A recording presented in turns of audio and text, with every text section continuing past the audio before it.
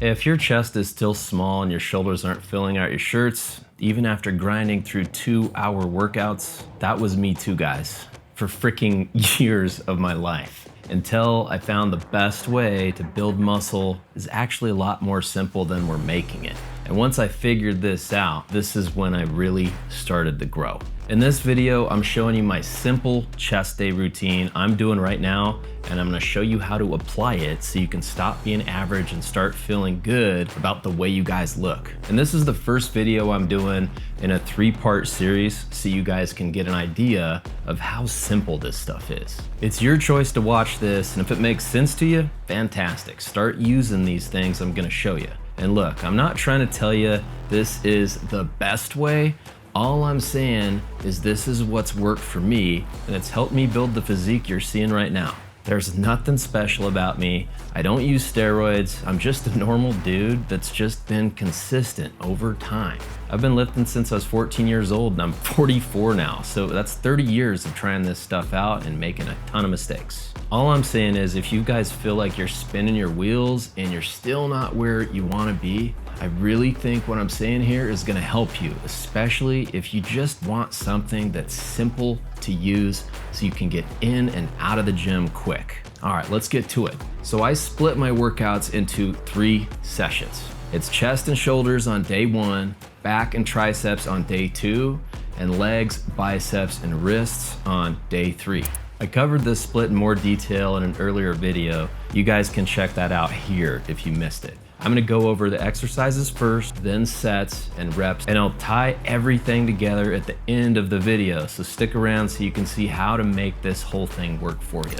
And if you want this entire system, everything I'm talking about, you can download the entire training plan for free. And there's a link right below the video, boys. Okay, so here's my method to the madness. I train abs at the very beginning of every workout for one reason, just one reason, to guarantee that I actually train abs. If I don't train abs first, I just skip them because either A, I forget to do them, or B, by the time I get to the end of my workout when it's time to do abs, I just avoid doing them. I love doing these sit-ups with alternating knee tucks. I'm always sore.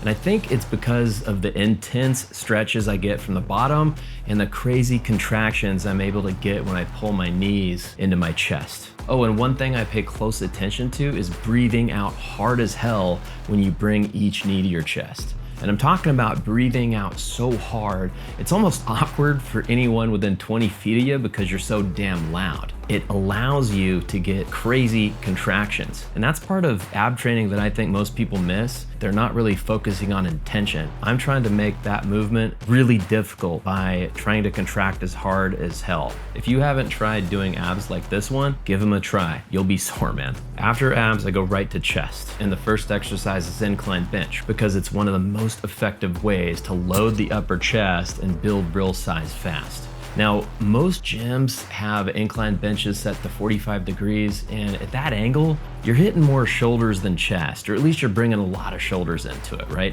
So if you can find a bench that's closer to a 30 or a 35 degree incline, you're gonna keep more tension on your upper chest without your shoulders taking over.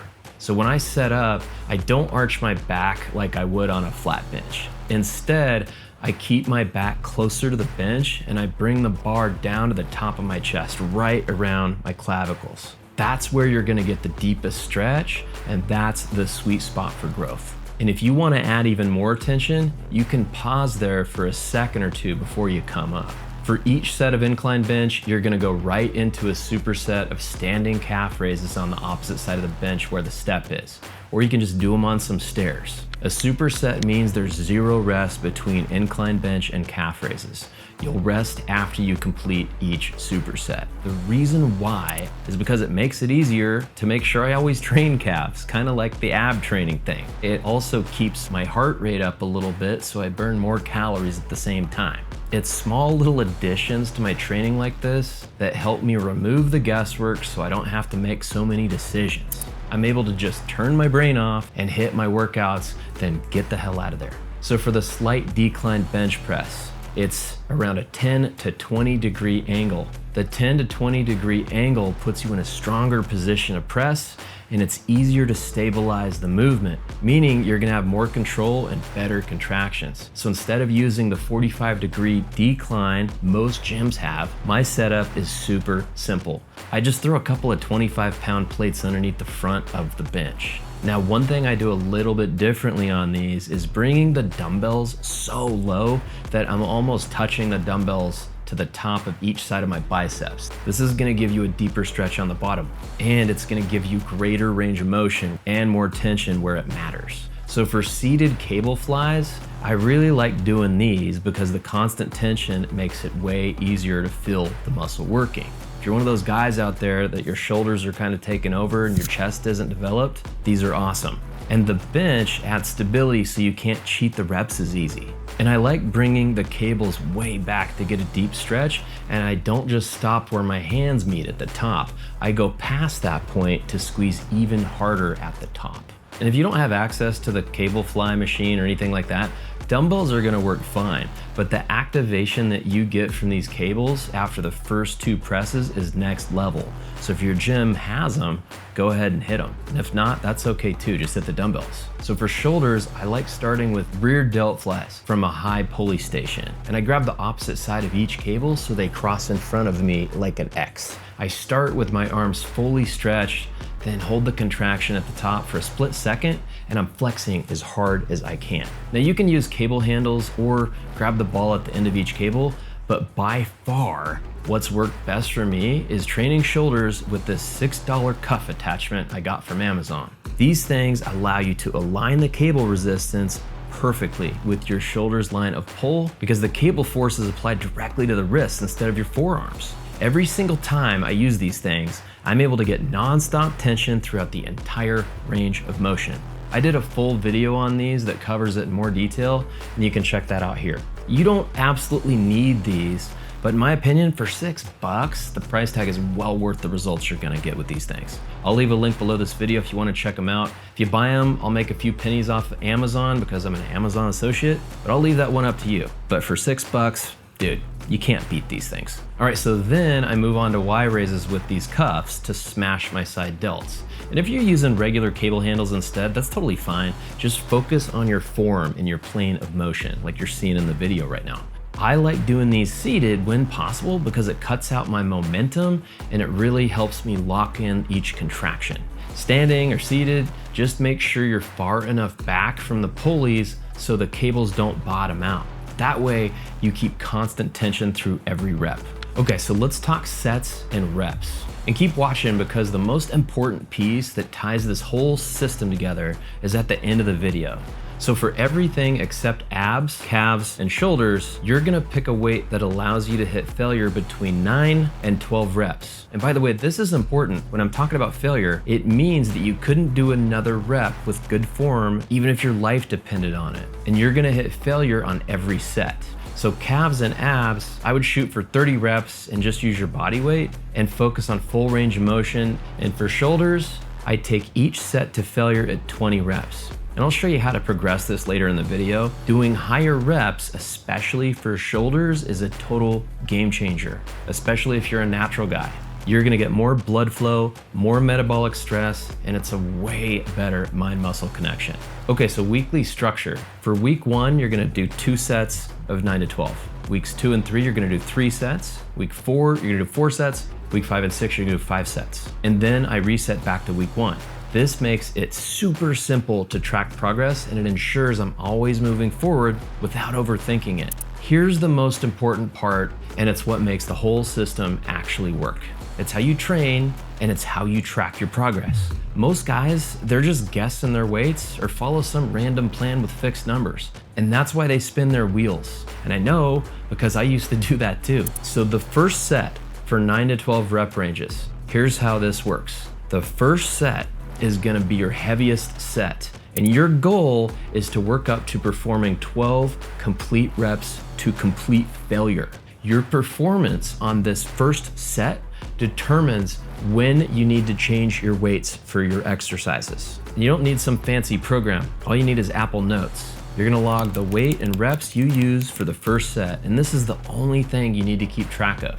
Now, if you reach complete failure between 9 and 11 reps, you will use the exact same weight for the first set of future workouts. Now, if you fail below 9 reps, use less weight on the next workout so you are failing at 9 to 12 reps. If you fail at 12 reps or more, then you're gonna add 2.5 to 5 pounds the next workout for your first set of that exercise. Now, it's important that you log your first set in your notes. A lot of guys that have used my program, they just try to remember the weight they use, and then they screw themselves in the long run because they end up using the wrong weights because they don't remember what they used for every single exercise. When they do that, they don't progress as fast. So just remember, jot down your first set, guys. That's all you need to do. This is one of the keys to your results. Okay, sets 2 through 5 for the 9 to 12 rep ranges.